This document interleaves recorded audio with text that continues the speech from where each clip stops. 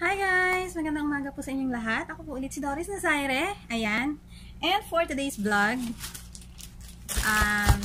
month of August, my first order. Yan. Ito na po. So, naka-isang order na kaagad ako. Agad-agad. Unang linggo pa lang ng August. Pero ito naman po ay para sa aking Miley. Kaya okay lang. Tapos uuwi kami ngayon, mamaya, para maihatid na rin yung lahat ng naka-stock sa aking pagkain ni Miley. Kasi baka biglang magkaroon na naman ng mga lockdown, maigi na yung may supply ang aking bunso at baka magutom. So, open na natin guys. Nang mabilis. Ayan. Lipat ko yung camera. Ito po ay dog food na dilata. Kasi sabi ko nga sa inyo, ang Shih Tzu po ay masyadong madaling magsawa sa mga pagkain. So, hindi lang isang brand ang binibili kong pagkain ni Miley. Bumibili ako ng iba't ibang brand para meron siyang alternate na lasa ng dog food. Dahil po ayaw niya ng paulit-ulit na lasa. So, ang arte, diba? Pero, ganun talaga. Kailangan mong i-explore ang mundo ng mga dog food. Pag meron kang maarting aso or maselan or pihikan sa pagkain. So, eto, na-try ko na rin to sa kanya. And, nagustuhan niya naman. Ayan po yung brand. Aussie. So, di ba sinabi ko sa inyo last time, kumakain si Bebe ng pakonti-konti ng Aussie, pero yung dry food. Yung dry food, meaning yun po yung mga, yung kagaya ng Nutri-Chunks na inano ko last na unboxing ko. Ito naman po ay wet food. So, ito ay nilalagyan ko lang ng konting kanin or ng malunggay, ganyan, para magkaroon ng halo yung kanyang food.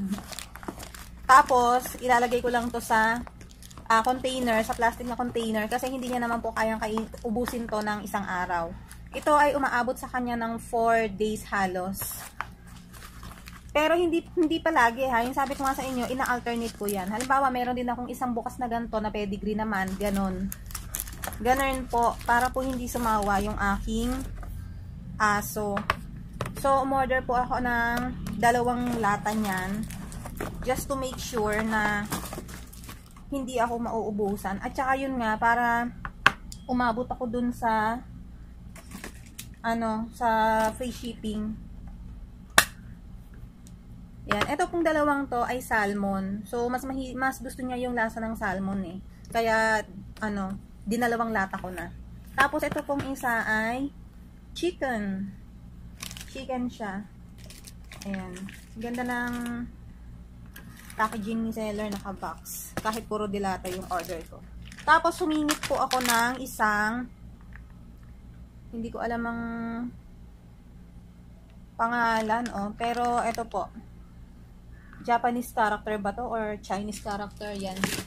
Humingit po ako ng isa nito. Ito po ay parang wet food din.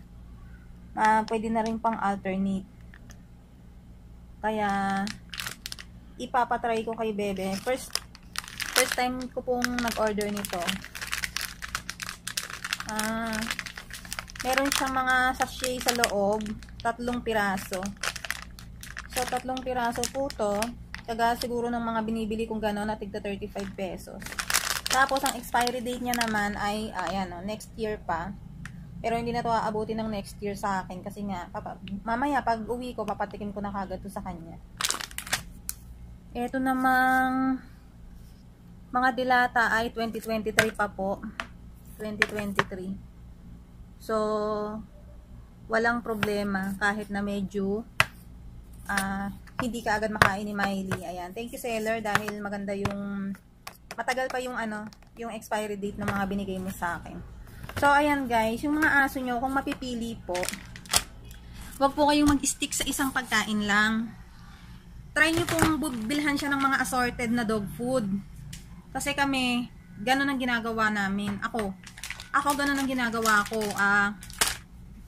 Pero paborito niya yung Love It. Ang problema ko po kasi dun sa Love It yung maliliit na dilata, Sa Robinson Hardware ko yun nabibili eh.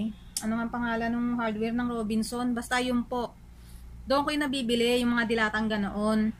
Ang problema po ngayon, wala na silang stock noon. So, wala na po ako mabilhan. Kaya nag-e-explore po ako ng mga ibang mga dog wet food. Actually, na-try ko na naman tong mga to, paisa-isa. Dahil nga, sabi ko nga sa inyo, kailangan talaga, para hindi sila magsawa. Nananawa po sila sa lasa ng dog food.